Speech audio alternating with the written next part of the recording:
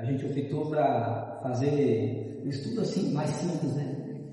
Sem por fone, sem nada, que é mais pertinho do povo. Hoje a gente encerra o capítulo 3 de Atos dos Apóstolos e no final tem 10 curiosidades sobre o capítulo 3. A gente tinha parado no verso 11, né? Do capítulo 3, do 1 a 11. Agora a gente vai ler do verso 12 ao verso 26 de Atos dos Apóstolos, né? Então, você que trouxe a sua Bíblia, vamos ler lá. Eu começo, depois cada um lê de uma forma aí. Verso 12, capítulo 3, do verso 12 ao 26 de Atos dos Apóstolos. E quando Pedro viu isso, disse ao povo: homens israelitas, por que vos maravilhais disso? Ou por que olhais tanto para nós, como se por nossa própria virtude ou santidade fizéssemos andar este homem? Verso 13. Deus de Abraão, de Isaac e de Jacó, o Deus de nossos pais, glorificou a seu Filho Jesus, a quem vos entregaram, e perante a parte de Pilato, negaram, tendo ele determinado que fosse solto. 14.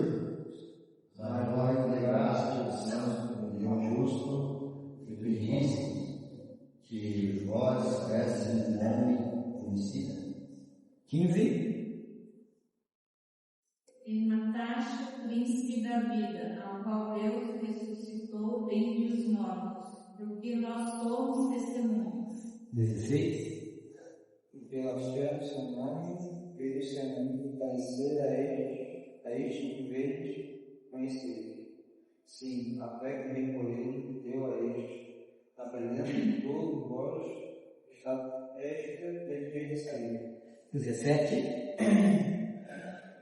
E agora, irmão, eu sei que fizeste por ignorância, como também os vossos príncipes. Mas Deus assim cumpriu o que já dantes pela boca de todos os seus profetas havia anunciado, que o Cristo havia de padecer. 19. Arrependei-vos, pois, e convertei-vos para que sejam apagados os vossos pecados, e venham assim os tempos de refrigério pela presença do Senhor. 20. E ele do juízo, e já destrói por pecado. 21. O qual convém que o céu contenha até aos tempos da restauração de tudo, dos quais Deus falou pela boca de todos os seus santos profetas, desde o princípio. 22. Porque Moisés disse: o Senhor vosso Deus levantará entre vós um irmão, um profeta semelhante a mim, e a ele ouvireis tudo quanto vos disser. 23. Se acontecerá que toda alma que não escutar esse profeta será exterminada e 24. Sim, que todos os profetas, desde Samuel, todos quantos depois falaram, também disseram este livro. 25. Vós sois os filhos dos profetas e da aliança que Deus fez com nossos pais, dizendo a Abraão: na tua descendência serão benditas todas as famílias da terra. Ressuscitando Deus a seu Filho Jesus primeiro, o enviou a vós, para que nisso vos abençoasse e vos desviasse a cada um das vossas maldades. Glória a Deus. Então, só para dar uma recapitulada, nós vemos que mais uma vez aí, você vai ver que o mesmo discurso lá de Atos 2, no 14, que nós lemos até o 26, que o pilar do Evangelho começou com 3 características: condenação,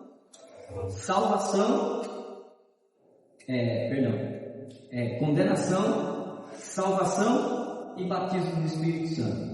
São as 3 características. Aqui no capítulo 3, a gente vai ver Pedro fazendo a mesma coisa, falando primeiro da condenação que está sobre o povo, porque a mesma pregação praticamente que Pedro fez lá em Atos 2 com os israelitas, ele agora fez aqui no capítulo 3 também, do perante o Sinédrio, né?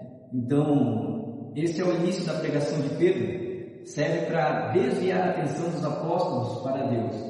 Pedro imediatamente refuta qualquer atribuição da glória a si mesmo ou João. Ele percebe que a multidão estava focada no espetáculo do milagre e possivelmente naqueles que o realizaram.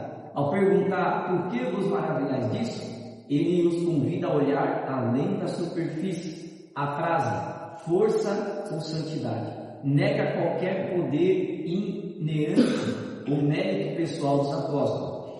A força, que do grego quer dizer dínamos, refere-se ao poder e santidade, refere-se à piedade ou retidão. Pedro assegura que não foi por virtude própria que o milagre ocorreu, mas por um poder maior. Esta declaração é fundamental para a teologia cristã, que atribui toda a glória a Deus e a Cristo, e não aos agentes humanos, previne a idolatria de líderes e foca na fonte divina do poder. Então, aqui aconteceu aquilo que a gente até comentou quarta-feira passada, né?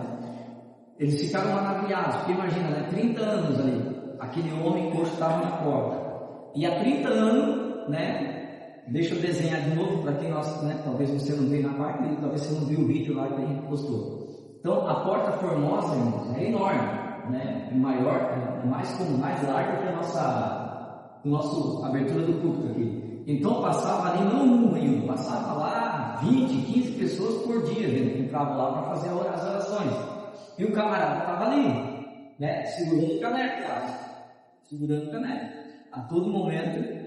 E imagina, há 30 anos eles passavam pelo mesmo cara, tinha o mesmo ritual, a mesma coisa, e não acontecia nada. Eles iam, adoravam, faziam o papel deles e iam embora. Talvez chegasse em casa e alguém falaria: como é que foi o culto hoje?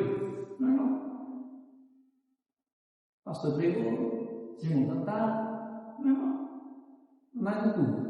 Só que dessa vez, nem Pedro esperava, muito menos a gente vai ver aqui, que a gente viu que o coxo esperava. O coxo era mais um dia de esmola. E ele mal sabia que depois daquele dia ele ia ter que trabalhar. Porque talvez não era tão menos assim para ele. Nos dias de hoje, o camarada, eu quero ficar aleijado, ninguém vai querer trabalhar, né? Mas ele ficou feliz. Então, a primeira coisa aqui causa espanto, por quê? Porque é algo que só quem vivencia os milagres eram os discípulos. Então, os discípulos que andaram com Jesus por 3 anos e meio, e através de Jesus, multiplicavam os pães, os peixes, né? Pedro, quando foi lá, pescou, da boca de um peixe tirou uma moeda de um denário para pagar tributo. Pedro viu Jesus curar a sogra dele.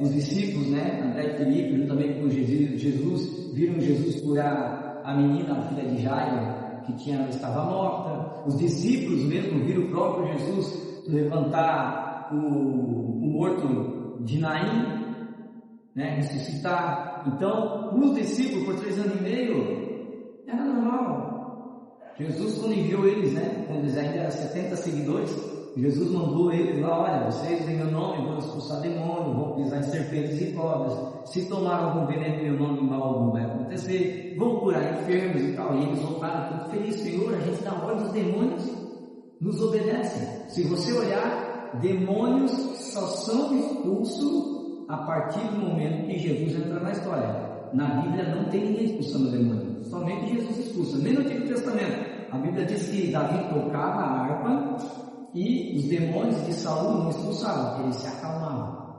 Diferente de expulsar, porque a Bíblia diz que quem mandava o demônio para o rei Saul era quem? Era Deus. Então Deus não ia expulsar, só acalmava o cara, mas não expulsava. Mas a oração mexia.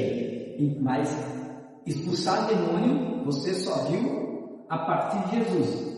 Então, a partir dos discípulos de Jesus, ninguém expulsava o demônio. Então, e ninguém curava. Então, quando Jesus ele entra na história, os discípulos é algo normal. Mas aquele povo que está acostumado com aquele ritual de oração 3 vezes ao dia, era um espanto. E é normal que eles já quiseram colocar um rótulo. Ó, quem foi que te curou? Quem curou? Aí o camarada, foi esses dois ali. Aí olharam para Pedro e João, estavam lá na frente do templo. Porque você vai ver outra coisa. Os discípulos, os primeiros cristãos, eles tinham raízes judaicas e demoraram para sair da raiz, né? É igual nós, né? Tem gente que tem a raiz assembleana, tem gente que tem a raiz batista. Aí a gente vai aprendendo, é muito desapegar, né? A gente levou muito, né? São 3 anos, tem coisas ainda que a gente ainda faz lá, mas são raízes que a gente aprendeu desde novo. Então a gente aprendeu assim. Eles também aprenderam com a raiz judaica e demoraram para se desvencilhar do judaísmo, né? Embora hoje tem muitas igrejas que misturam o judaísmo com o cristianismo, né? O judaísmo é uma coisa, o cristianismo é outra. Água e óleo não se mistura, mas o povo gosta de...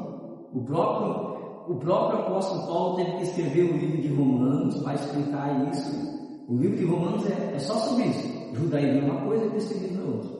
Mas o povo, mesmo assim, tu vai nas igrejas, tem candelabro, né? Tem quem já viu na igreja a Arca da Aliança? Sabia que na Bíblia a Bíblia proíbe de você fazer a Arca da Aliança? Quem sabia disso? É proibido. Jeremias, eu não lembro o capítulo agora. Deus manda escrever, da Arca da Aliança, no dia que chegar o Filho de Deus na terra, não farás e nem lembrará dela. E o povo está de fazer a Arca da Aliança ficando nas igrejas, o povo botar a mão, né? Olha que eu vou achar esse versículo, eu vou mandar para vocês. É proibido. Tem igreja que não faz a réplica e usa para receber o oferta. Para receber o oferta. É proibido fazer a réplica da Arca da Aliança na Bíblia. Mas o povo não lê, né? O povo anda por música, né? Então, aqui o povo, né? E isso ainda é normal. Até usei o exemplo daquele missionário que foi na África. Na África não, na Índia. Chegou lá na Índia, todo mundo orando, ele foi pregar, e quando ele estendeu a mão, a mulher foi curada. A mulher que era cega ficou curada e ninguém deu bola. Aí ele ficou, que povo frio, aí ficou bravo. Aí no final ele falou, meu Deus, se fosse no Brasil, pastor, a igreja ia explodir. Aqui vocês são frios, a mulher não foi, era cega, enxergou, e vocês não fizeram nada. Aí ele disse assim, Leonardo, sabe por que ninguém fez nada? Por quê? Porque aqui é normal. Aqui todo culto alguém sai enxergando, alguém levanta da cadeira, uma perna cresce. Lá no Brasil não é normal, sei. Aí ele murchou. Não. Aqui não, por isso que a gente não deu bola, né? E aqui foi o que estava acontecendo. Os discípulos, apóstolo João e Pedro, eles estavam num ambiente de glória, para eles já era normal, mas por aquele povo eles se escandalizaram. Então a primeira coisa que a gente tem que entender é que no mesmo momento eles tiraram a glória totalmente deles, né? E já apontaram para Jesus. E Pedro começa a falar, dizendo, olha, não foi nós. Isso não vem de nós, não vem da nossa força e não vem nem da nossa santidade. Porque o povo já queria ir lá para ele. Olha, esses homens ali, eles saíram fora. Atos 3,15. Aí Pedro começa a falar, mataste o autor da vida, a quem Deus ressuscitou dentre os mortos, do que nós somos testemunhas. Né? Esse aqui é um ponto central da acusação de Pedro e da proclamação da ressurreição. Note que mais uma vez Pedro aponta o dedo condenando. O evangelho, irmão, olha como é diferente, né? Do evangelho de hoje, venha para Jesus que você vai ser o quê? Vai ser abençoado. O evangelho primitivo, você está condenado ao inferno.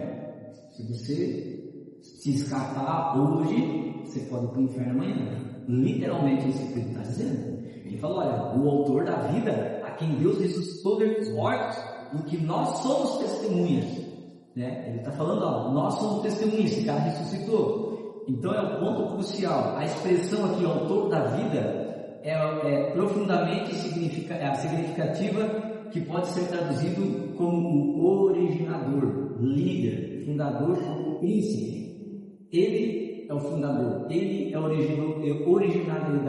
originador da vida. Exemplo, até porque João, se eu não me engano, João 1,3 diz que no começo assim, no início era o verbo, no início é o verbo. Não lembro agora. João, falhou. João. No princípio era o verbo, e o verbo estava com Deus, e o verbo era Deus.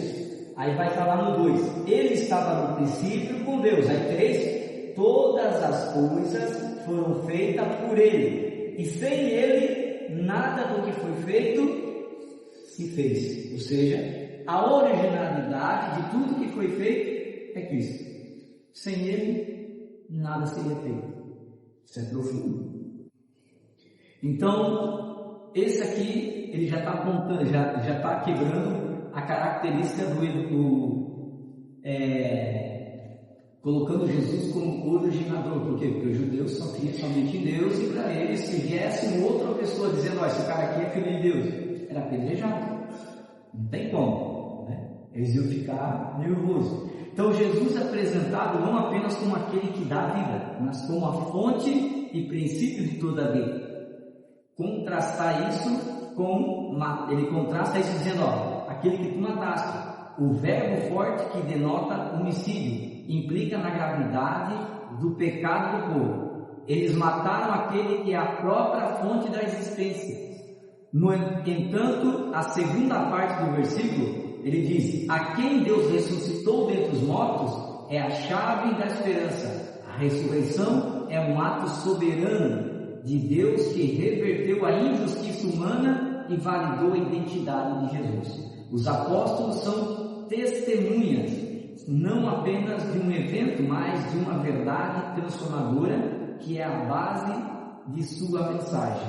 A ressurreição é um pivô apostólico e a prova definitiva de que Jesus é o Messias e que seu nome possui autoridade. Então não tem, como refutar. Não tem como refutar, porque se a gente olhar a ressurreição de Cristo, a história de Cristo começa antes dele e continua depois dele. Porque antes de Cristo existir, Deus primeiro levanta um cara dizendo que é primo e veio preparar o caminho. O cara nasceu 6 meses antes de Jesus. Começa o ministério bem antes de Jesus. O ministério de Jesus começou com 30 anos, segundo alguns teólogos, mas João Batista pregava desde os 17 anos, já no deserto, da vinda do Messias. Então já começa antes. Depois o anjo vai lá falar com Maria, que ainda não é casada com José, mas está noiva. Aí o anjo depois vai lá falar com José, para depois Jesus nascer. Aí depois vai levantar um camarada lá, quando Maria está grávida, que é um faraó, e manda matar todos os meninos.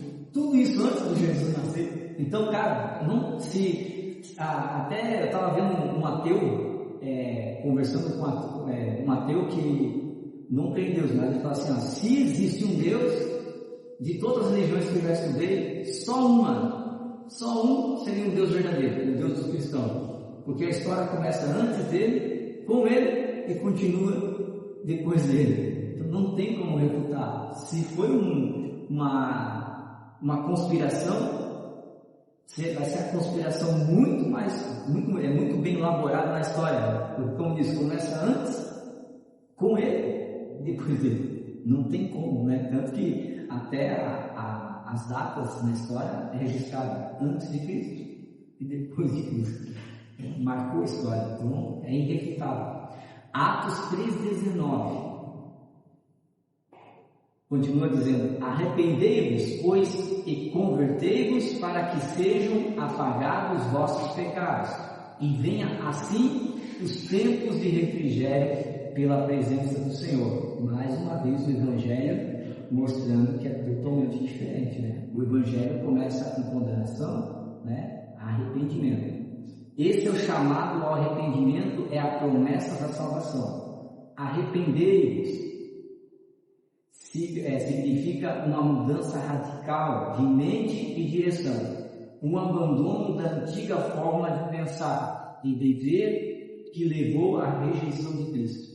Converter-vos implica em um retorno a Deus, uma virada ativa em direção a Ele. As consequências desse arrependimento e conversão são duplas. Primeiro, para que sejam apagados os vossos pecados. E a segunda, uma remissão completa, como se fosse riscado de um registro, e venham assim tempos de refrigério, pela presença do Senhor. Tempos de refrigério sugere período de descanso, alívio, renovação espiritual, um reavivamento messiânico. Isso aponta para a bênção do Espírito Santo e a restauração da relação com Deus, prometida para aqueles que se voltam para Cristo. É uma promessa escatológica que se inicia já no presente pela fé. Então a primeira coisa ali é arrepender-vos, depois é converter-vos, né? Hoje, infelizmente, amados, nós temos 3 tipos de cristãos. Não vou dizer 3 tipos de cristãos, porque cristãos são só, né? Mas nós temos 3 tipos de povo. Hoje nós temos o cristão, nós temos os evangélicos e nós temos os seguidores. São 3. Por que 3? Porque são 3 evangelhos. O evangelho da prosperidade, o evangelho da bênção e o evangelho da cruz, que é o verdadeiro. Então, hoje são 3 evangelhos. Hoje você encontra o evangelho da prosperidade. Um amigo nosso começou muito bem o ministério dele, e não sei por que cargos da área, o cara pulou para o evangelho da prosperidade, e agora o cara tem que fazer campanha por aí para poder pagar o lugar dele, que ele está fazendo. Mas por quê? Porque o cara saiu do evangelho original e foi para a prosperidade. Aí, né, tem que ganhar. Aí tu está num bairro, um povo, né, mais ou menos, aí o cara começa a pedir dinheiro, ganha dinheiro, opa. Até quem foi, que devia estar aberto a igreja no centro. Não tem empresário, tem empresário, é outra coisa, né? Então são 3 evangelhos: prosperidade, o da bênção, que você já conhece, né? O evangelho da bênção é o mesmo evangelho, o evangelho da bênção é o mesmo evangelho luciferiano. Se você pegar a Bíblia de Satanás e você ler a Bíblia de Satanás, sugiro você uma hora dar uma pesquisada sobre a Bíblia de Satanás.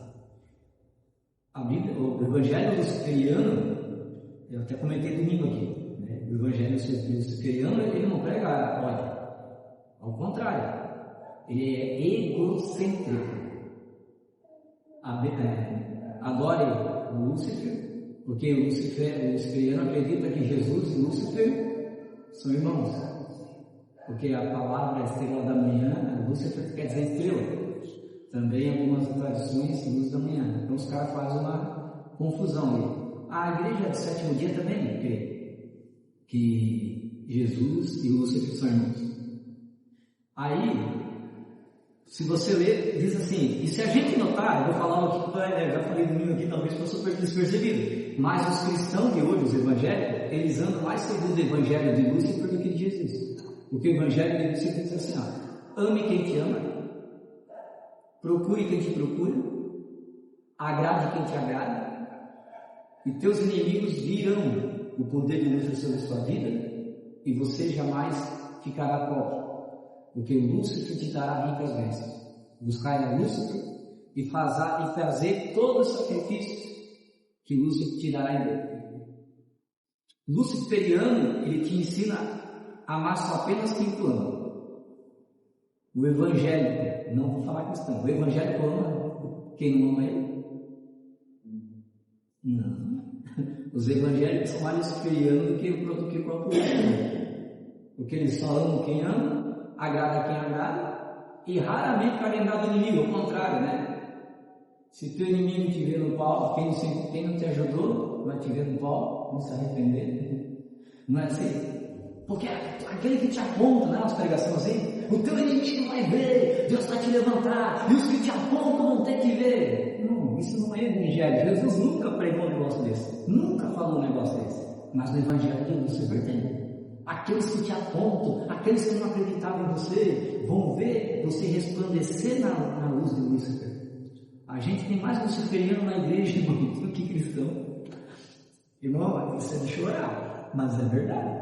Então, por causa do evangelho da bênção, daí as músicas que você consome, porque eles não estão preocupados em pregar palavras, querem vender. É egocêntrica, luciferiana.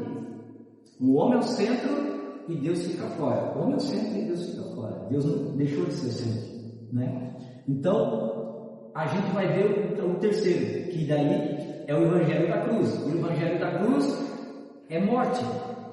João 5,25. Haverá um tempo, e já chegou, que somente aqueles que morrerem, somente os mortos, ouvirão a voz de Deus, e estes viverão. Jesus também diz uma parábola, lá em Mateus, se não me engano, 22, Mateus 12, acho que é, que diz assim: a semente que não caiu na terra, e não foi enterrada, e não morreu sozinha, não pode dar fruto. Ou seja, a Bíblia não diz que é para você diminuir para que ele cresça. A Bíblia literalmente diz que eu e você temos que morrer. Deus não quer que você diminua para que ele cresça, Ele quer que você morra. Para que eu tenho que morrer? Para que ele venha viver em mim. E como é que eu faço isso? Matando o meu eu, crucificando Jesus todos os dias, até que nada mais importe. Até que minha esposa, meu esposo... É radical, irmão, mas é isso. O evangelho nosso é diferente do que o povo da África vive, do pessoal da Nigéria vive, totalmente diferente.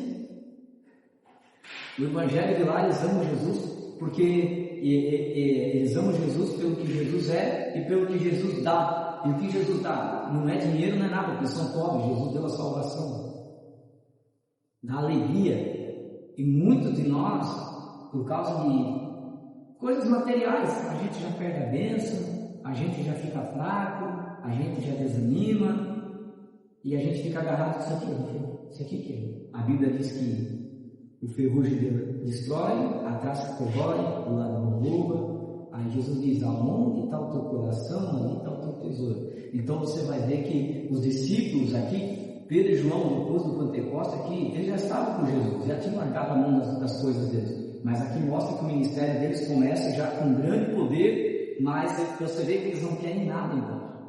Quando vocês tiverem tempo, vocês procuram no YouTube, eu já falei aqui, um pregador, não era nem isso, pregador só, Brahma, o nome dele. Esse nome mesmo, Brahma. Esse cara aí, ele foi de 1800, foi um dos maiores avivalistas, e ninguém fala sobre esse cara, mas nunca foi pastor. Um dia ele estava em casa, caçando, morava na roça, e ele estava caçando, crente, e ele fez uma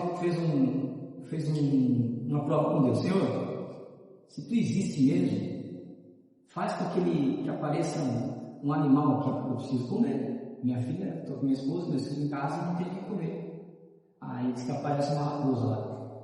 Senhor, se é tu mesmo, se essa raposa vir aqui perto. Aí a raposa veio no pé dele. Aí quando a raposa chegou no pé dele, dando queda de joelho, começou a pedir perdão para Deus por duvidar. Aí na frente, onde ele estava, tinha tipo uma parede, um buraco, assim, uma caverna. Ele entrou ali e ficou o dia inteiro falando com ele, o dia inteiro pedindo perdão. Ali entrou um anjo desceu e falou com ele, falou: olha, a partir de hoje eu vou te usar, eu vou te levar aos 4 cantos do mundo. Você vai ter um sinal, assim, mas como é que eu vou saber que tu está comigo? Esse vai ser o sinal. Tu vai pegar a pessoa pela mão direita e eu vou te dizer o que a pessoa tem. Tu vai revelar o que a pessoa tem. O cara foi maior que Branca. Fui olhar a história da casa. E ele foi. Ele chegou em casa, contou para a mulher lá: Deus falou que vai me usar na cura, nos sinais. A mulher riu dele. O mal sabe ler.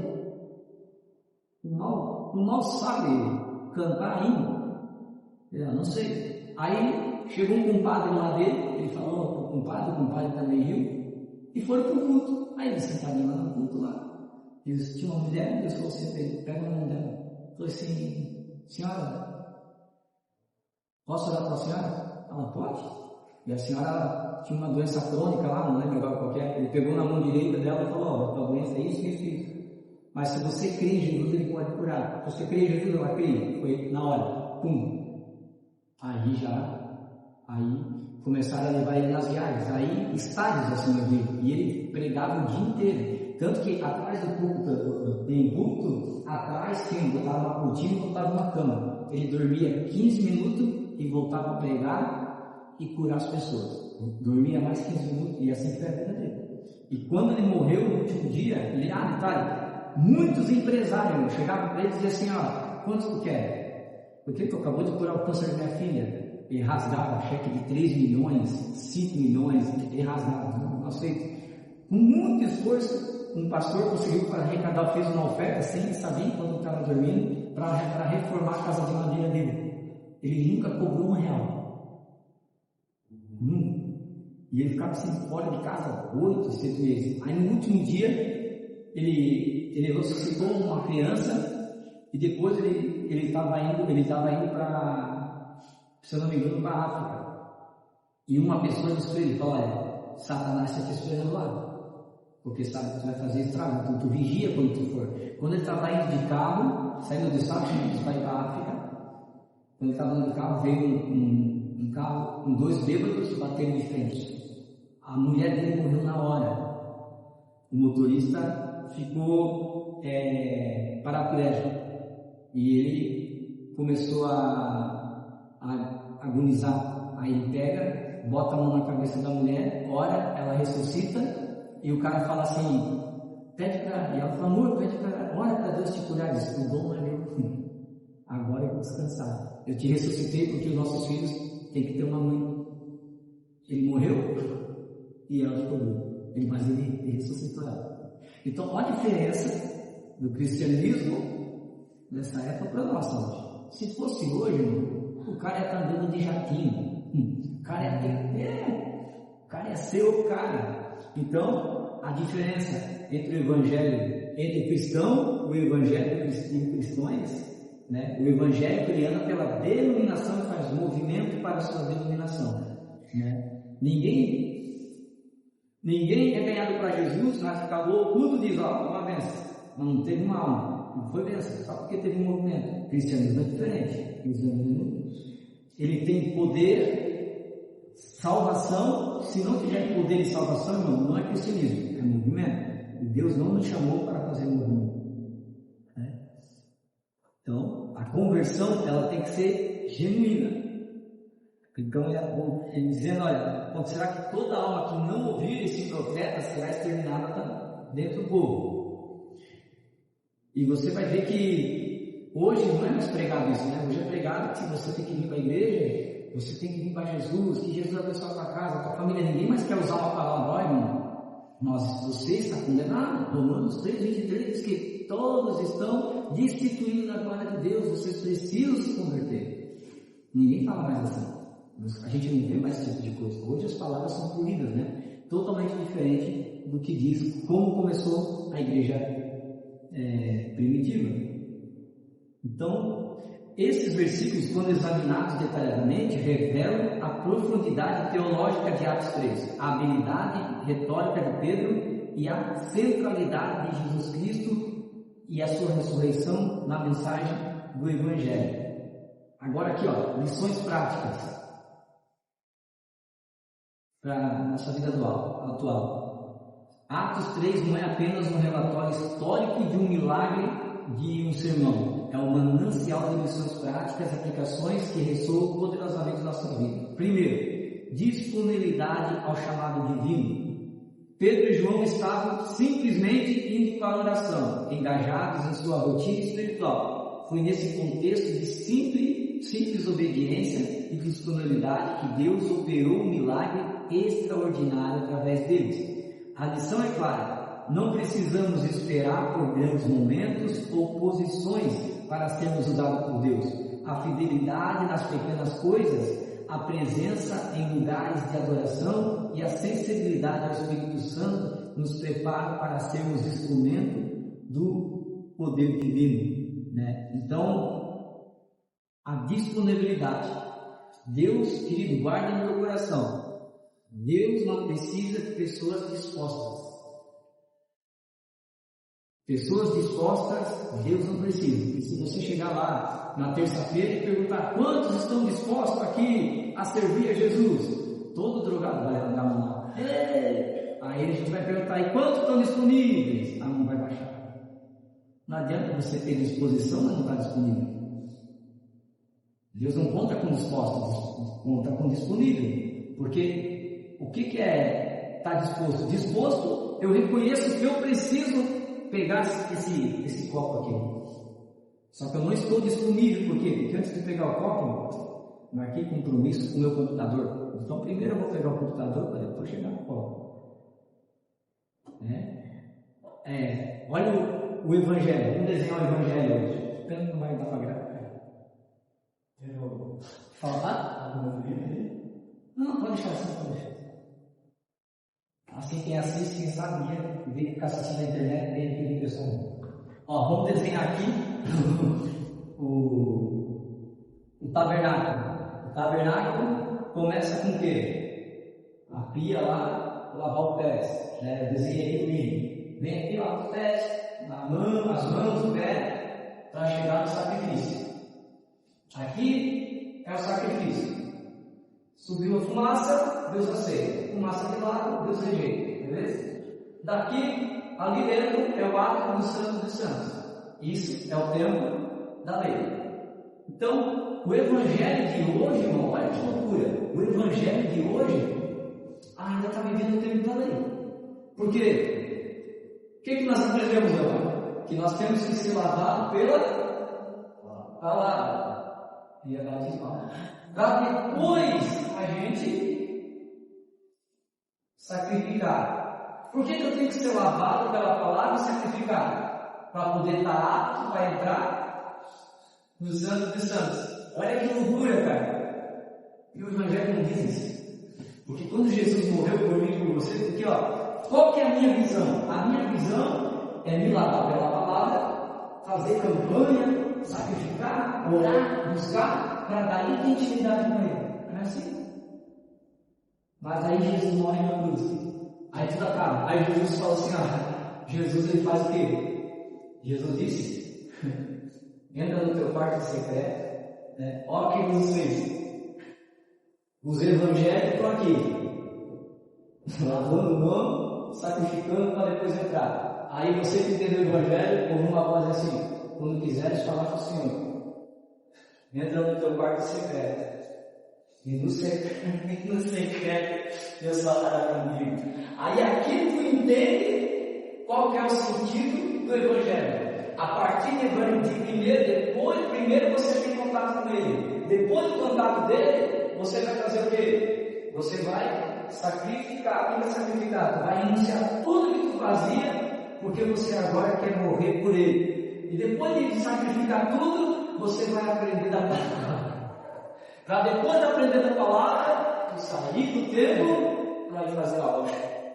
Totalmente inverso, cara. Jesus fez o contrário de tudo aquilo. Enquanto a religião te ensina, dizendo: olha, é a sonda, é a sonda do Antigo Testamento, é a sonda. Só que a visão do reino é contrária da lei. Enquanto todo mundo está indo lá, sendo lavado pela palavra, aprender, para depois sacrificar. 10 passos para ser batizado no Espírito Santo, 5 passos para ser um momento de mesa, sacerdócio de José, um pouco mais para sacrificar. Quando na verdade o Senhor disse que você tem que entrar lá direto, através de Jesus. Aí, por causa de Jesus, é que você vai fazer as coisas ao contrário. Primeiro você encontra com Ele, depois você sacrifica, depois você se interessa pela palavra, porque uma vez encontra com ele, você quer saber quem ele é. É o contrário. Como é que eu vou querer saber de alguém que eu não conheço? É a mesma coisa chegar assim para a irmã Fabíola: Fabíola, conhece o Jean? Imagina, não. Já experimentou o Jean? Muito menos. Agora, você chegar para a Fabíola e falar assim: Fabíola, o nome dessa água aqui é Jean. A Fabíola vai tomar água, ela vai sentir gosto, ó. Aonde que eu consigo? Aonde tem mais? Eu quero mais, sabe? Eu quero mais do Jean. Olha, isso aqui você pode fazer em casa, é? Como é que é? Um livro aí, 66 receitas, você tem que ler. Opa, então eu vou ler, porque eu quero saber. Agora eu vou fazer o jam, vou vender jam para todo mundo. Lá em casa não tem que ter o jam, né? Se fica figurado. É assim, cara. Primeiro você bebe de Jesus. Jesus disse: aquele que beber da minha água, rios fluirão, né? Rios de água viva fluirá daquele que beber. João 4. Né? João 4, quando ele fala para a mulher samaritana, ele diz: olha, se tu beber dessa água, rio de água fluirá do seu interior. É por isso, irmão, que a gente vê evangélicos que não têm aparência de Jesus, não falam como Jesus. Por quê? Porque eles ainda estão sendo lavados, lavando, estão ainda sendo lavados pela palavra toda terça, todo domingo, todo, sei lá, quarta, quinta.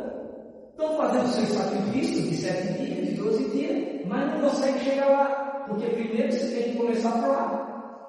É o contrário. E lá não é na igreja. Para tu chegar lá, é no teu quarto. Começa em casa. O culto começa em casa. Lembra? E os discípulos partiam o pão de casa em casa e no templo. Essa é a ordem. Primeiro o altar tem que começar em casa. E é uma luta, irmão. Se prepara, porque você pode ver. É fácil orar um monte na igreja, ora em casa. Se você consegue orar em casa, parabéns. Jesus está lá. Agora, se você não consegue orar em casa, Jesus está lá, com o pé lá dentro e o pé lá fora. E Satanás está lá, só uma briga assim. Vê? Quem domina a autoridade da tua casa é quem rege. Essa é a verdade. Então, quem tem dominado a tua casa? Tu tem sentido mais paz ou mais atribulação? Então, por que tem que começar de casa? Porque como é que eu vou? Irmão, tem 2 horas de culto, então eu tenho que ir. Por isso que eu sempre falo, irmão, a igreja, nós não estamos em fé. É bom fazer fé? É, mas nós estamos em guerra. As pessoas estão indo para o inferno todos os dias. Estava vendo o ranking desse ano, 2026, segundo a missão Portas Abertas, lá fora do Brasil, são mortos 13 cristãos por dia. Todo dia, no mínimo 13 cristãos perdem a vida por ser cristão. Aí a gente pensa assim: mas nos últimos dias, né? Nos últimos dias aí, a gente vai ser perseguido. Não, irmão, os cristãos já estão sendo perseguidos. Aqui é até uma questão de tempo. Guerra biológica, deixa eu passar essa política aí para você ver. Aqui é uma questão de tempo. De você chegar nos tempos, está uma faixa amarela dizendo: olha, não pode, vai ter que adorar em casa. A minha pergunta é que eu sempre falo para os irmãos: sem uma igreja, quanto tempo duraria a tua fé? Quanto tempo duraria a tua fé sem uma igreja? Sem ter um pastor para botar na tua cabeça? Porque a igreja está preparando o povo para esse tempo. Porque se o pastor morrer, a igreja morre com ele? Não. A igreja tem que ter o cabeça da igreja é Cristo. A pergunta é: quanto tempo duraria a minha e tua fé sem ter uma igreja? Nós temos que preparar a igreja para tempos difíceis. A igreja tem que ser, né? Ela tem que despertar. A igreja do século XXI está dormindo, irmão, ela está fazendo festa, né? Os cristãos ao redor do Brasil, tudo morrendo, e a igreja do Brasil não fala nada. Os pastores não levantam o povo em oração, porque a oração ela levanta o que move o nome de Deus. E por que os pastores não falam nada? Eu estava conversando com 2 pastores na porta do meu portão ontem. Eu falei por esse assunto com um deles. Eles disseram assim: pastor, sabe por que a gente nem toca no assunto? Porque, irmão, o povo já ouve coisa ruim todo dia na televisão. Aí ruim. Aí o povo desanima, irmão. Aí eu falei para ele, a gente perde a tua ofertinha, né? Não, nem assim, falei, claro que é, irmão. Você tem que falar a verdade para o povo. Que evangelho está sendo pregado então na tua igreja? Vitória, bênção, prosperidade. Porque, e quando chegar aqui a nossa vez? Porque se continuar dessa forma, na hora que, imagina, tá todo mundo lá falando em língua, soltando, pulando, aí entra um camarada com 38 e fala, ó, quem é cristão aqui vai morrer. Ah, eu acho que o batismo do Espírito vai embora na hora. Eu não, pelo amor de Deus. Porque quem está preparado para morrer por ele? Se o povo, se as ministrações não levam para isso, as ministrações só apagam o nosso ego. Então, nós temos que ter disponibilidade para o chamado divino. Como é? A gente fala toda vez, Senhor, eu quero ser usado. Aí você pergunta assim, mas para que quer ser usado? Eu não tenho tempo nem para ti. Vai ter tempo para mim? Você precisa ter tempo, usar o teu tempo para ganhar almas para Jesus. 2. O poder em nome de Jesus. Não tenho prata nem ouro, mas o que tenho isso te dou. Em nome de Jesus Cristo, o Nazareno, levanta-te e anda. Essa frase ressoa como um hino na autoridade de Cristo. A igreja de hoje muitas vezes busca recursos materiais, influência política ou estratégias humanas para cumprir sua missão. Atos 3 nos lembra que o verdadeiro poder reside em nome de Jesus. É por meio dele que as vidas são transformadas. Os doentes são curados e o Evangelho avança. Nossa confiança não deve estar em nossos recursos, mas no poder invencível do nome de Jesus. Né? O nome de Jesus, ele ainda é o poder, irmão. Ainda tem poder. Nós não vemos tanta proclamação pelo nome de Jesus.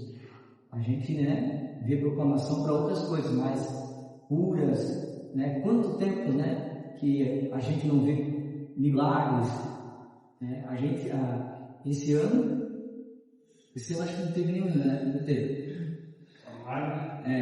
Esse ano. Foi esse ano? Sei que ano passado teve mais de 18. Eu sempre preparo de contar para uma culto, né? Mas esse ano, eu sei que ano retrasado foi 23, aconteceu 23 milagres. Ano passado acho que foi 18, 19. Esse ano não contei. Estou esperando um camarada fazer um negócio aí.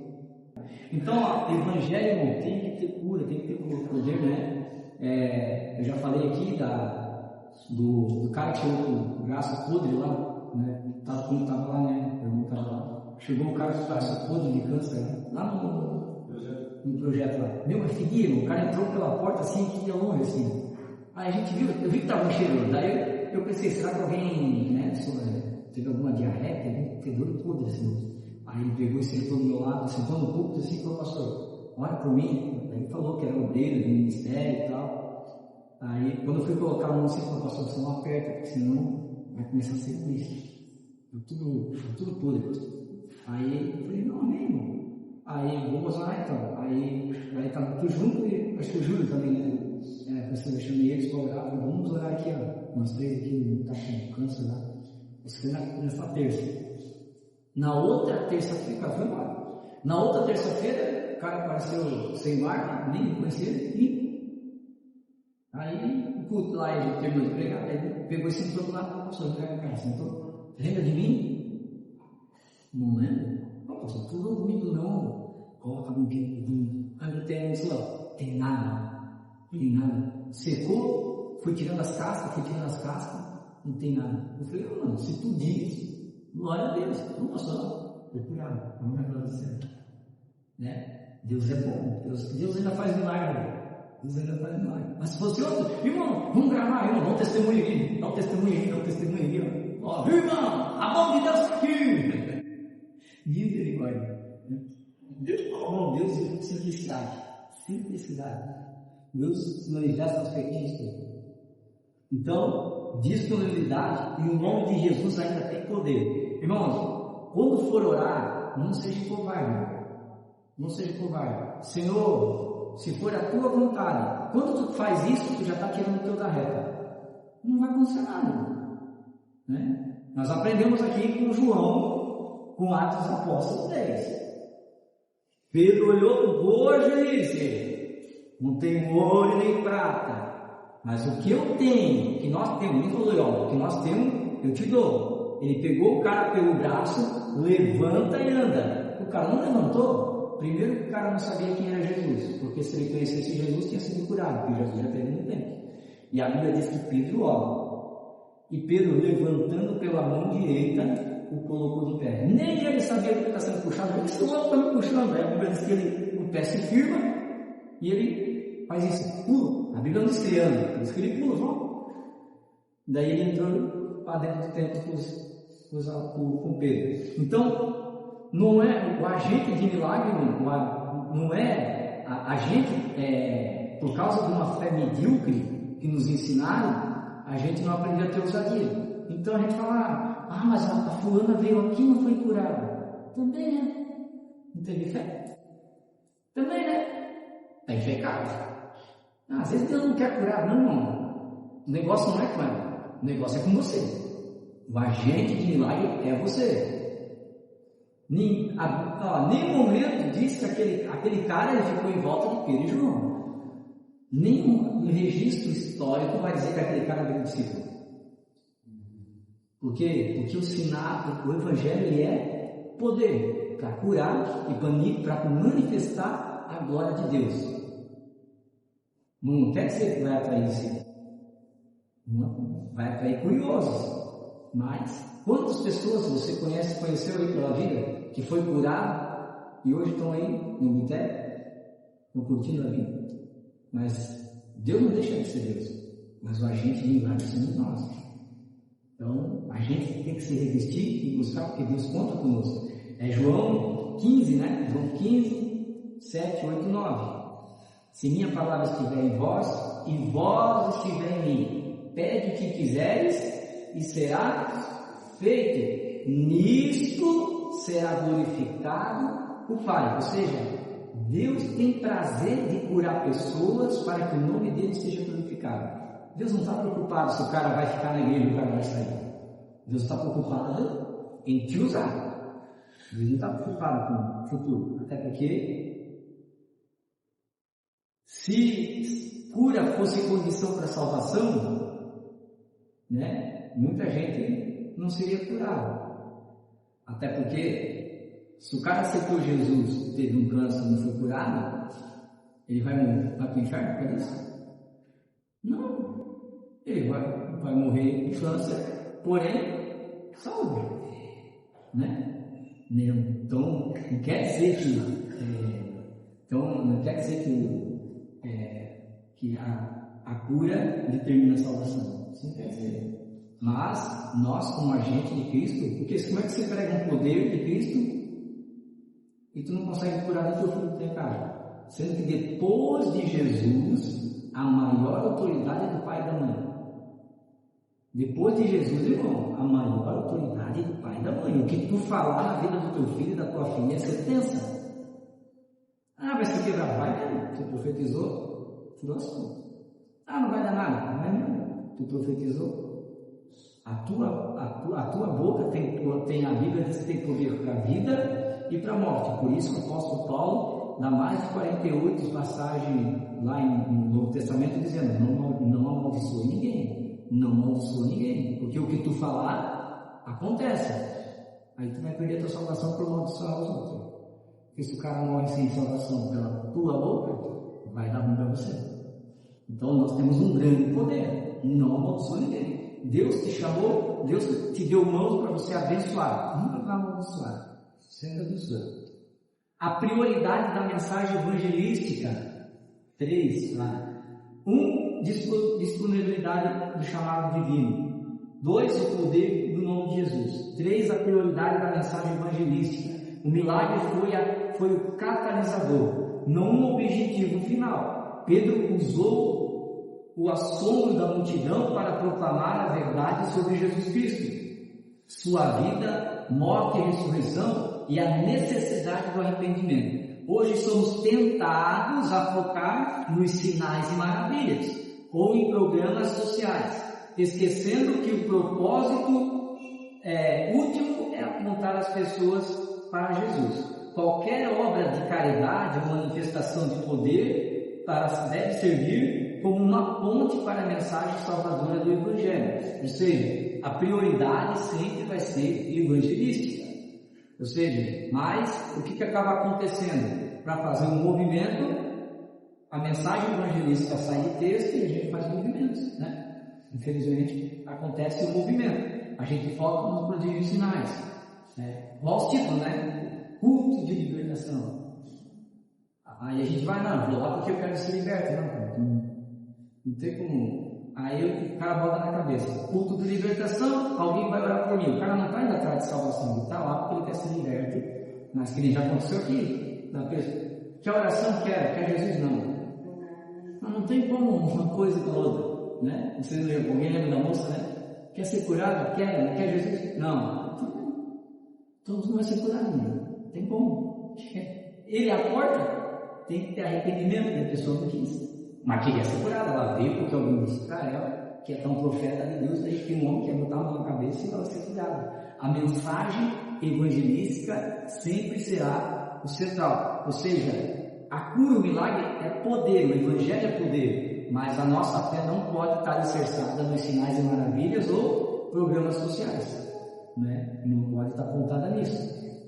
Por isso que o nosso foco, irmão, lá no projeto Amar até o Fim, não é o alimento, né? Até teve um irmão que falou assim, pastor, então não me deixa aí na porta, pastor, porque eu tenho dó dos irmãos, porque daí, depois da palavra, né, aí os irmãos querem entrar, eu não consigo, porque eu não consigo ver o cara passar fome. Eu falei, não, mas a gente não veio aqui para dar comida, a gente veio aqui para pregar. A comida é uma isca, porque daí se você começa a ver depois da palavra, o pessoal não vem mais com a palavra, o povo só vem para comer. Não, pode estar o primo, o tio, o avô, a avó, bateu 7h30, fechou, abre depois das 25 e não deixa mais ninguém entrar. Porque daqui a pouco, hoje vem um, amanhã já vem 2, amanhã vem 4. Quando vê, está chegando 10 depois do horário, 20 depois do horário, e a gente vai ter que dar comida, vai trazer comida embora. E quem está ocupado? Nós. Porque a gente deu a abertura. O nosso foco não é a comida, o nosso foco é a palavra e as almas. Entendeu? Assim a gente vai dominando eles, então tem que cuidar. Tá? Aí o irmão ficou lá na porta, né? Isso foi lá no começo, quando a gente começou o projeto. Ele não ficou lá na porta. Ele não serviu para a porta. Eu falei, não, mano, para a porta tu não serve. Tem muito coração mole, né? Por isso que eu digo, fecha e vai lá para dentro. Deixa o povo ganhar. Porque o povo sabe que é a partir de 7h30. Né? A gente ainda começa cedo. O pessoal da segunda-feira começa 10 para as 8 horas. Né? A gente ainda começa cedo com isso. Então, nós não podemos perder o foco. Senão o povo... A gente gasta tempo, gasta dinheiro e ninguém é salvo. O nosso foco tem que ser a mensagem. 4. Arrependimento e conversão como fundamento. O chamado de Pedro ao arrependimento: arrependei-vos, pois convertei-vos para que sejam apagados os vossos pecados. É tão relevante hoje quanto era em uma cultura que muitas vezes evita a ideia de pecado e responsabilidade pessoal. A igreja deve continuar a proclamar a necessidade da mudança radicalmente e vida, voltando-se para Deus e abandonando o caminho do pecado. Esse é o caminho para o refrigério e o perdão. Não tem como conseguir o refrigério e o perdão, amados, se eu não me arrepender de verdade. O que é conversão, né? Arrependimento, eu me arrependi dos meus pecados, mas a conversão, o que é? Irmãos, Fabiano, eu faço pelo menos isso 2 vezes no ano. 2 vezes no ano lá, eu pego lá minha nota meu bloco de nota lá, começo a olhar quem era o Fabiano antes da conversão e quem é o Fabiano agora. Aí antes da conversão estava lá. Não é só, antes da conversão eu bebia, eu fumava, falava palavrão, não. Nervosinho, xarope, não pede perdão para ninguém. Não, é fruto do Espírito. Vai fazendo, irmão. Você vai ver lá que vai dar um caderno de 10 matérias. Aí você compara com agora. O que mudou? Só trocou de roupa? Só falando fala palavrão? A imagem não. Ah, mas eu sou assim, não era para ser. Porque você já ter morrido quando você aceitou Jesus. Lembra? No batismo lá, você noivou e você sepultou a velha criatura. Se ela ainda está de pé, é porque você trouxe ela embora contigo. Né? É um sepultamento lá. Então, eu preciso saber o que é conversão de verdade. Né? Como a gente fala. Igual aquela historinha, né? Dois caras começaram a brigar fora da igreja. Aí o porteiro disse: pode deixar comigo, pastor. E as pessoas vão falar: não é crente, eu sou, mas minha irmã é. Olha o crente, minha irmã é.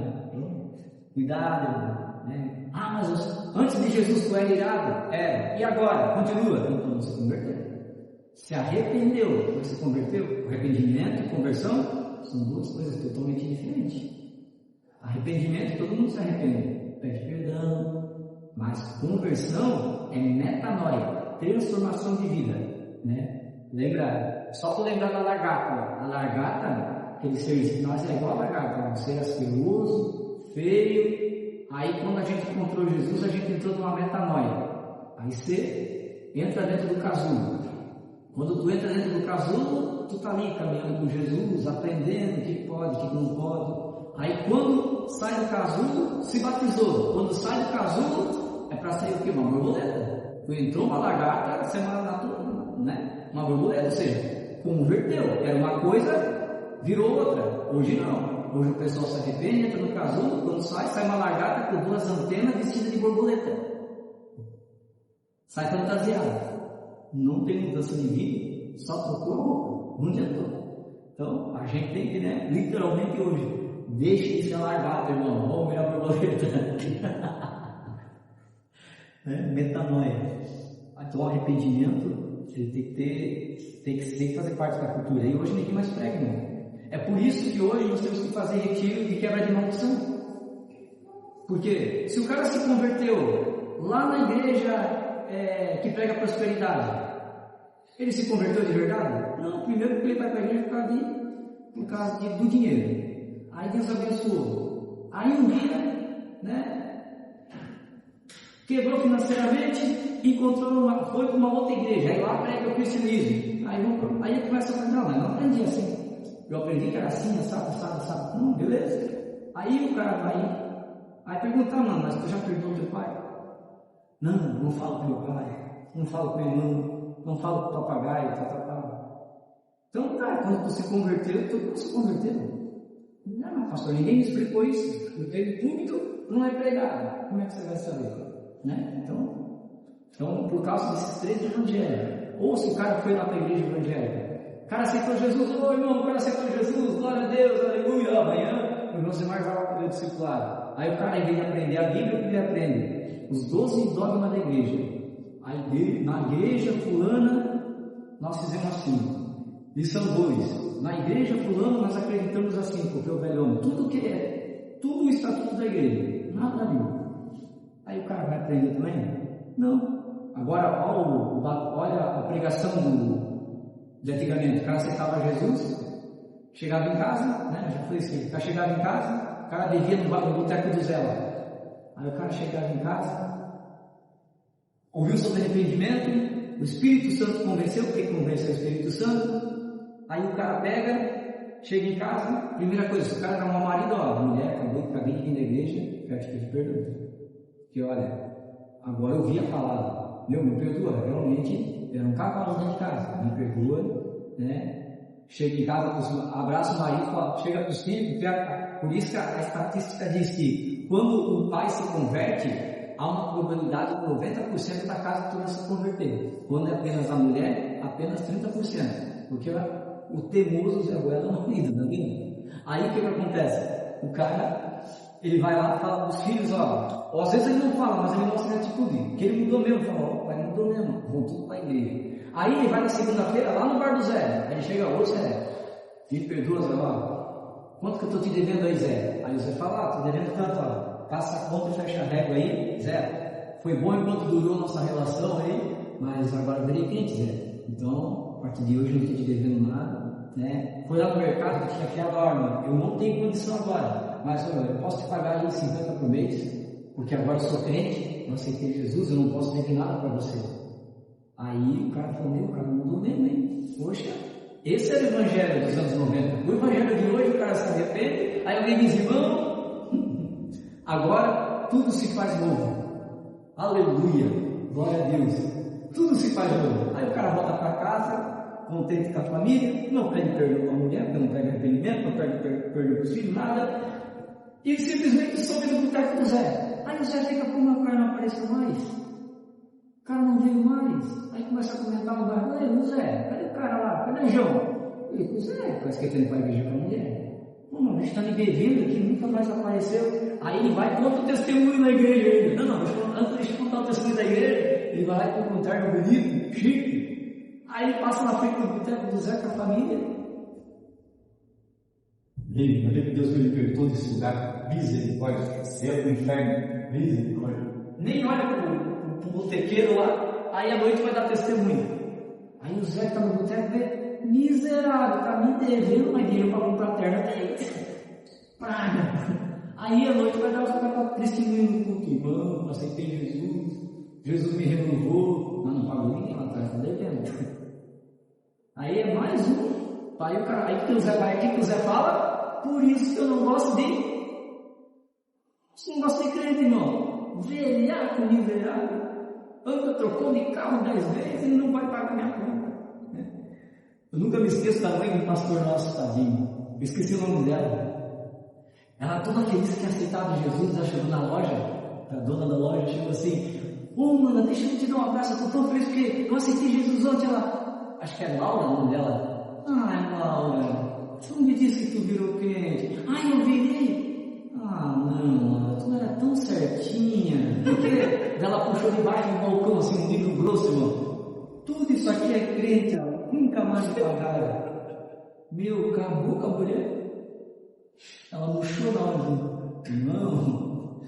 Conversão é ser diferente, irmão. É ser diferente. Não tem. Ah, eu sou assim, não. Se tu é assim, tu não se converteu. Tu se arrependeu. Falta se converter. E eu digo, irmãos, a conversão ela é um processo que depende de cada pessoa. Tem gente que se converte em uma semana, tem gente que leva um ano. Os discípulos levaram quantos anos para se converter?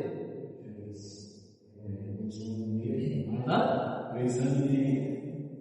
3 anos e meio? Pedro aqui nem é convertido ainda, irmão. Você vai ver o que Pedro vai fazer lá em Atos 10. Demora a conversão, irmão, não é assim. E olha que nem é batizado no Espírito Santo, miserável. Mas o homem era religioso ainda. Pedro ainda quis bater junto com o Paulo ainda. Quem é esse cara que tem fora? Aí Barnabé diz, é Paulo? Que Paulo? O Tarso? Quem mandou ele contigo lá para Antioquia? Eu não sei pregar, eu dele. Mas que evangelho é esse que vocês estão pregando aí? O evangelho da salvação?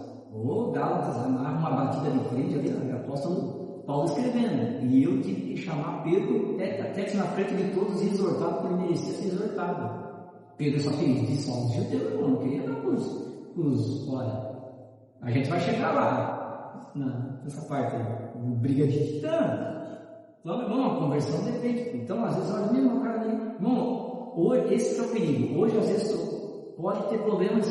Tem pastor hoje que é pastor e o cara não é convertido. Tem presbítero que não é convertido. Tem cantores, pregadores que ganham uma fortuna e não são convertidos. Porque a conversão não é algo de um dia para a noite. Demora. 3 anos e meio de pessoa. 3 anos e meio com Jesus. Viram Jesus. Quando Jesus morreu, desviaram tudo. Eram convertidos? Não. Só arrependido. Aí veio o Espírito Santo. Mas mesmo assim, o melhorinho era Filipe. Vocês vão ver que o melhor de todos eles era os apóstolos Filipe. O melhorzinho. Vamos lá, rapidinho. Ousadia da proclamação. Falta 3 aqui para terminar. Ousadia da proclamação da verdade. Pedro não hesitou em confrontar a multidão com a verdade e conveniente de que eles haviam matado o autor da vida, mesmo que tivessem feito por ignorância. Ele entregou com ousadia a convicção, sem diluir a mensagem, para agradar a igreja. A igreja de hoje é chamada a proclamar a verdade bíblica com amor, mas também com firmeza, mesmo quando ela é impopular ou desafia as normas culturais. A verdade tem o poder de libertar. né? Por isso que eu digo, irmão, a nossa cultura hoje, cristã, né? Hoje, o povo passa muito mão na cabeça. Eles dificilmente chega alguém, e se fala, alguém já puxa o paletó, né? Ó, não prega mais aqui, né?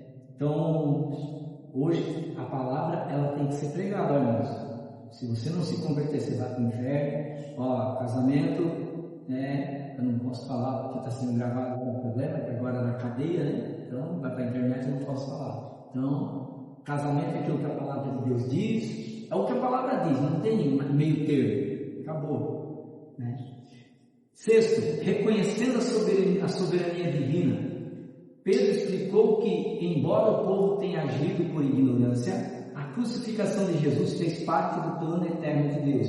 Isso nos ensina a confiar na soberania de Deus. Mesmo diante de tragédias e injustiça, Deus pode e usa até mesmo os atos mais perversos da humanidade para cumprir os seus propósitos redentores. Isso nos dá a esperança e paz, sabendo que Ele está no controle de tudo, né? Quem podia dizer que Deus ia matar o próprio Filho para a gente ter vida hoje? Aos nossos olhos mesmo, Deus não trabalha assim. Deus não vai deixar o cara sofrer? Ah, vai, irmão. Deus deixa ele. Por amor a nós, Ele deixa ele. Se o teu filho, bebê, pegar um carro, atropelar alguém, ele vai preso. Aí o juiz fala assim, ó, se tu der 50 mil, o teu filho sai da cadeia. O que tu vai fazer? É o teu neném, é o teu filho. Tu vai vender até o que tu não tem para pagar a fiança para ele responder em liberdade e orar a Deus para que não vá preso. Amém? Se fosse Deus, nós estávamos lascados. Deus ia chegar para nós, olha, infelizmente, filho, te amo, só que eu tenho que ser justo com a outra família do cara que morreu lá. Eu te amo, não vou te abandonar, vou te visitar todo dia, mas tu vai ficar 50 anos na cadeia, tu vai. Esse é o Deus. Porque eu tenho que ser justo com a família que perdeu. A família, se pagar 50 mil, o filho lá não volta. Por que você tem que voltar? Então, Deus é justo, irmão. É soberano. O papel transformador da igreja, e essa é a última, a cura do homem aleijado é o impacto subsequente na multidão, ilustra o papel da igreja na sociedade. Ela é chamada para ser agente de cura, irmão, agente de cura. A igreja, ela tem que curar. Como eu digo para você, se você está num ambiente que não tem cura, não tem cura, não tem prodígio, não tem sinal, foge dela, povo meu, porque ela não é igreja, é um mandato. Jesus disse, ide pregar o evangelho a toda criatura, batizando o nome do Pai, do Filho e do Espírito Santo, aquele que crer será salvo, e esses sinais o acompanharão, expulsarão demônio, curarão enfermos, pisarão serpente, e se tomar algum veneno, não lhes fará mal algum. Esses sinais acompanharão, tem que ter, não tem, como dizia um amigo meu, rala peito. Ela é chamada a ser o agente de cura, não apenas física, mas principalmente espiritual e emocional. Irmão, aqui é um ponto muito interessante, 90% dos crentes na igreja hoje estão doentes na alma, doença de alma, muita doença da alma, gente magoada, gente com traumas, só que não bota para fora. Aí a pessoa vai guardando, começa a ficar doente, né? O emocional. A igreja deve ser o lugar onde os quebrantados encontram restauração e aonde a luz de Cristo brilha, transformando indivíduos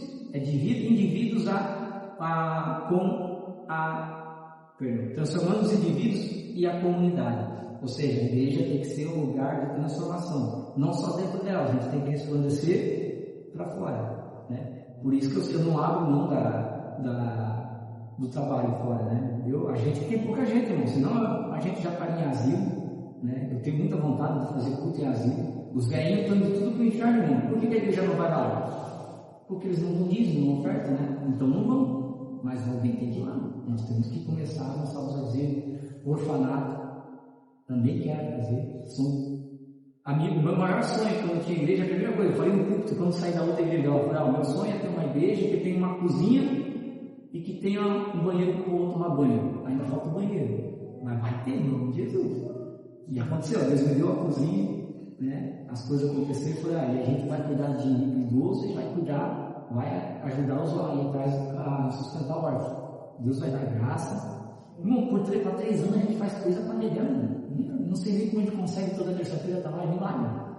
Tem igrejas maiores que a nossa não consegue ficar lá. O próprio Fabinho, que é o dono lá do projeto, ele fala: irmão, eu não consigo igreja para quinta e sexta. Igrejas grandes vêm aqui, fica 2 meses e vão embora, desanima. Dizem que não tem chamado. Não é um chamado, a obrigação.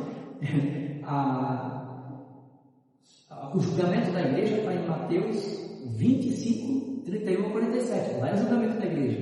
E naquele dia ele colocará as ovelhas do lado direito, os bodes do lado esquerdo, e dirá: bem-vindos, amados do meu Pai, porque tive fome e desse de comer, tive sede e desse de beber, tive preso e me visitaste. Ali está o julgamento da igreja, não é Apocalipse. O julgamento da igreja está lá em Mateus 10, 25. A igreja que não fizer aquilo ali está lascada. Está vendo? Atos 3 nos convida a uma fé prática, ousada e centrada em Cristo, que não se contenta com rituais vazios, mas busca manifestar o poder e a glória de Deus em um mundo que anseia por esperança e transformação. Amém? Por isso nós temos que buscar poder, irmãos. Amados, a partir de maio, a gente vai estar a gente vai voltar às orações das madrugadas e sábados, né? 2 sábados do mês a gente vai estar fazendo. No último sábado do mês, na verdade começa agora, o último sábado do mês de abril, da meia-noite às 6 da manhã, que antecede de ceia, né? E o segundo e o terceiro sábado de cada mês. Então, a gente entra o mês com a virada, né? Entra a ceia no primeiro domingo. Então, no quarto sábado, vocês estão entendendo?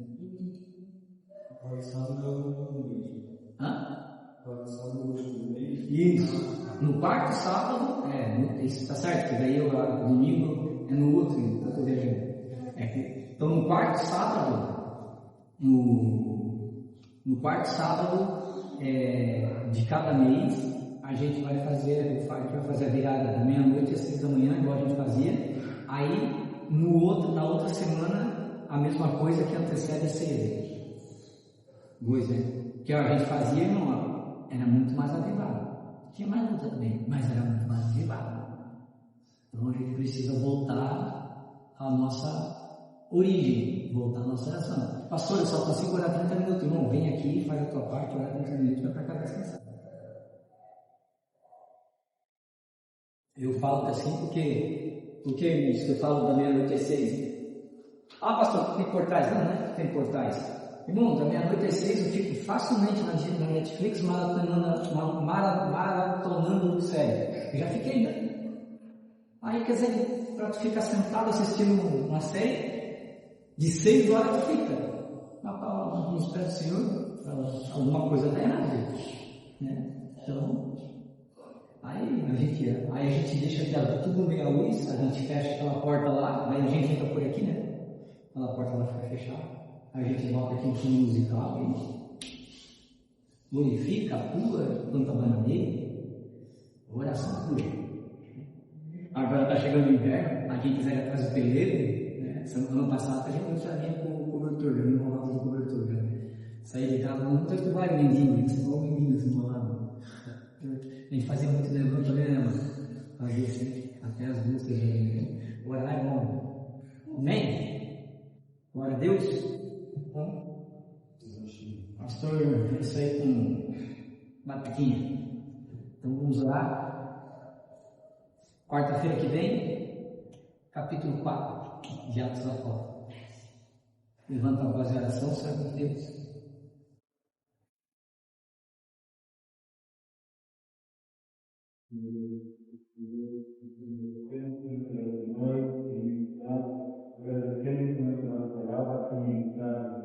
Continua trabalhando nas nossas corações, felizmente, se revela para nós no algo secreto. Pedindo agora, orando para casa, para ajudá-lo.